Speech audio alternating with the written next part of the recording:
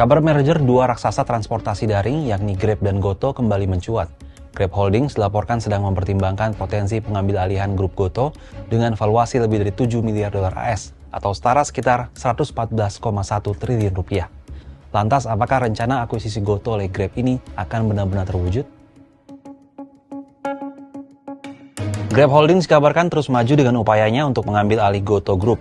Perusahaan transportasi dan pengiriman tersebut telah memulai uji tuntas terhadap pesaingnya di Indonesia, yaitu Goto. Dilansir dari Straits Times, salah seorang sumber menuturkan bahwa Grab juga dikabarkan telah mengevaluasi akun, kontrak, dan operasi Goto. Grab, Goto, dan pemegang saham juga telah menilai potensi struktur dan nilai kesepakatan.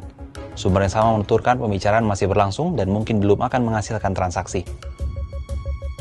Bloomberg News melaporkan, pada bulan Februari 2025, salah satu skenario akuisisi adalah pembelian seluruh saham dengan harga lebih dari Rp100 per lembar, dengan total valuasi lebih dari 7 miliar dolar AS atau setara sekitar 114,1 triliun rupiah. Diskusi semakin intensif dan keduanya melihat tahun 2025 sebagai tahun yang tepat untuk mencapai kesepakatan.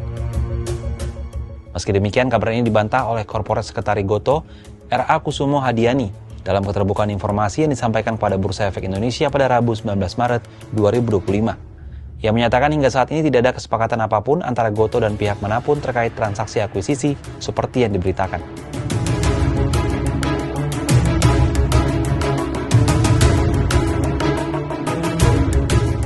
Jika nantinya Grab dan Goto ternyata setuju untuk melakukan merger, pertanyaannya, apakah hal ini bisa terrealisasi sesuai dengan peraturan di Indonesia?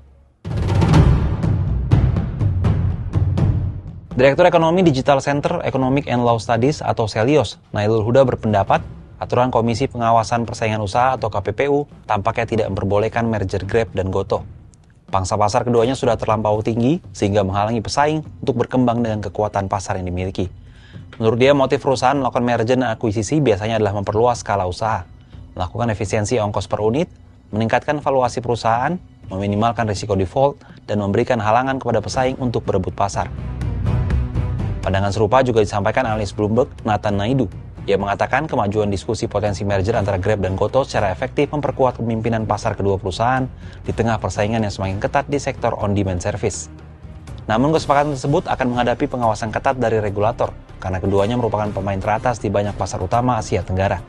Sementara itu, Kepala Biro Hubungan Masyarakat dan Kerjasama Komisi Pengawas Persaingan Usaha atau KPPU, Deswin Nur mengatakan KPPU masih memantau perkembangan merger Grab dan Goto. Sejauh ini belum ada informasi resmi dari kedua perusahaan itu ke KPPU. Meskipun valuasi yang ditawarkan oleh Grab cukup menggiurkan, yakni mencapai 7 miliar dolar AS atau setara dengan 114 triliun rupiah, belum jelas apakah Goto akan menerima tawaran tersebut. Kalau menurut sahabat Kompas gimana? Apakah merger Grab dan Goto akan terwujud?